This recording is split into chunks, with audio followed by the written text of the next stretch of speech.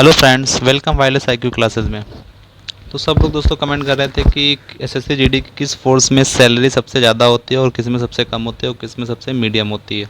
तो मैं आज उसी के टॉपिक पे वीडियो बना रहा हूँ कि किस में सबसे ज़्यादा होती है किस में सबसे कम होती है।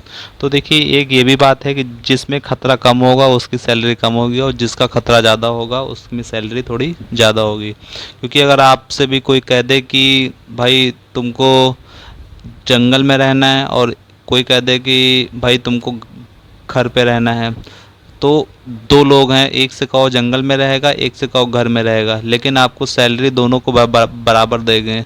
तो आप बताओ आप कहाँ जाना पसंद करोगे? तो आप तो कहोगे मैं तो घर जाऊंगा।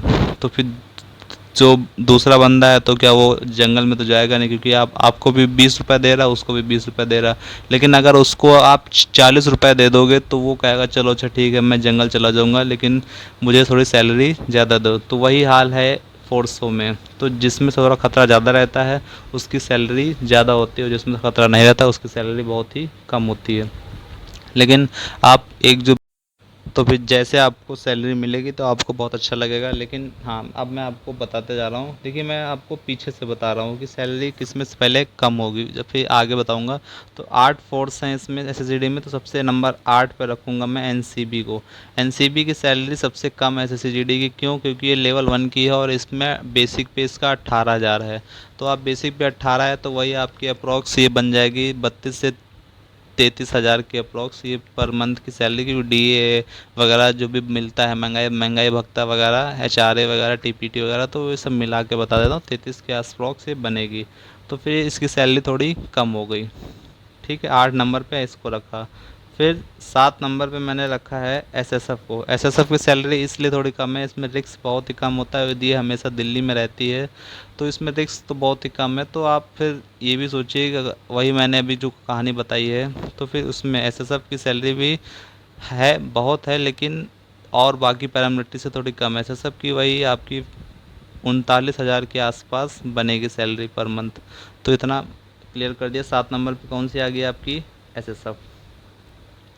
फिर अगला आता है सीआईएसएफ 6 नंबर पे। सीआईएसएफ फिर उस पर क्योंकि सीआईएसएफ की सैलरी होती है एसएसएफ के बराबर है, क्योंकि इसमें बस क्या है, राशन मनी 3,000 एक्स्ट्रा मिल जाती है तो वही थोड़ी ज़्यादा हो गई, वरना एसएसएफ और सीआईएसएफ तो बिल्कुल सेम सैलरी है। क्योंकि क्या है, सीआईएसएफ कहीं मान लीजिए और कहीं एरिया में लग गई जो जहाँ पे मेट्रो वगैरह है, और जैसे कोई इंडस्ट्रियल है, इंडस्ट्री है, जैसे स्टील अथॉरिटी ऑफ इंडिया, जो जो आपकी जो एक छोटे राज्य में अगर है तो वहाँ पे एचआरए कम मिल जाएगा। तो बात वही हो गई, एचआरए कम हो गया तो उनको राशन मनी 3,000 मिल गई तो वही इक्वल हो गया, और दिल्ली में एचआरए ज़्यादा है तो वही आपका वो कम हो बराबर हो जाता है। तो सीआईएसएफ और इसकी बिल्कुल इक्वली है, इसकी भी वही 39,000 के आसपास, 39-40 हज़ार स्टार्टिंग होती है सीआईएसएफ तीन। ठीक है। फिर आता है अगला एसएसबी। तो ये कितने नंबर पे आ गई? 5 नंबर पे हो गई। 3 मैंने बता दिया ना। 5 नंबर की एसएसबी। इस पे तो भी थोड़ा खतरा कम होता है। ये एसएसबी पता है, सशक्त सीमा बल, जो भारत और नेपाल बॉर्डर की सुरक्षा करती है। इसमें भी वही आपकी 40 से 42 हज़ार के आसपास सैलरी होती है एसएसबी की। फिर चौथे नंबर पे है आपकी असम राइफल्स।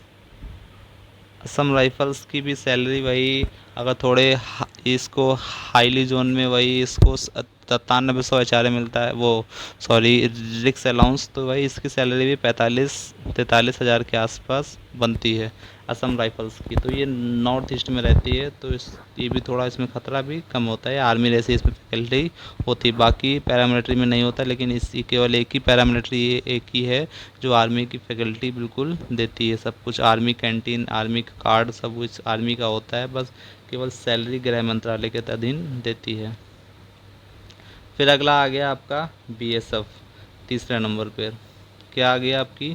बीएसएफ। बीएसएफ की सैलरी वही 45-46 के अप्रॉक्स बनती है, क्योंकि ये थोड़ा बॉर्डर पे रहती है, बॉर्डर की सैलरी थोड़ा एचआरए ज़्यादा हो जाता है, तो भाई 46-47 के आसपास होती है बीएसएफ की सैलरी। तो पता हो गया बीएसएफ बॉर्डर सिक्योरिटी फोर्स है। फिर ये आईटीबीपी, इसकी सैलरी थोड़ी ज़्यादा रहती है, बर्फीले एरिया में रहती है, थोड़ा खतरा रहता है इन लोगों को, तो इनकी भी सैलरी वही 48-49 हज़ार के आसपास पहुंच जाती है। वो तो फिर उस पर डिपेंड करता है किस एरिया में आप आईटीबीपी में है। अगर आप यही आईटीबीपी अगर ये दिल्ली में आ जाएगी तो वही इसकी भी 39,000 हो जाएगी। तो फिर वो एरिया पे डिपेंड करता है कहाँ पे इसकी ड्यूटी चल रही है। Indo Tibetan border police. फिर आता है नंबर 1 पर सीआरपीएफ। इसकी सैलरी सबसे ज़्यादा होती है क्योंकि क्या है, इसमें कोबरा भी होते हैं। कोबरा की जो रिक्स अलाउंस है वो 20,000 के आसपास हो जाता है, और जो वगैरह है, जो से ये छत्तीसगढ़ में भेज दो, जम्मू में भेज दो, तो 17,500 तो इनको रिक्स अलाउंस मिल जाता है सैलरी के अलावा। तो फिर सोचो इनकी सैलरी वही 50 प्लस पहुंच जाती है सीआरपीएफ की सैलरी। तो खतरा इसमें थोड़ा ज़्यादा रहता है। तो फिर मैंने सारी क्लियर कर दिया है A to Z पूरा कि आपकी सैलरी सबसे ज़्यादा किस में होगी, सबसे कम किस में होगी। अगर वीडियो पसंद आया तो मेहनत बहुत ज़्यादा की मैंने, तो बिल्कुल शेयर करिएगा, आपका हक बनता है कि अगर मैंने मेहनत की है तो आप भी थोड़ा शेयर कर दीजिएगा। और चैनल को साथ आप जुड़ जाइए। आपके साथ जो भी कमेंट, जो भी प्रॉब्लम हो, सब कमेंट करके बताइए, मैं आपको सारी चीज़ क्लियर कर दूंगा। Okay, thank you. फिर मिलते हैं नेक्स्ट वीडियो में। जय हिंद, जय भारत।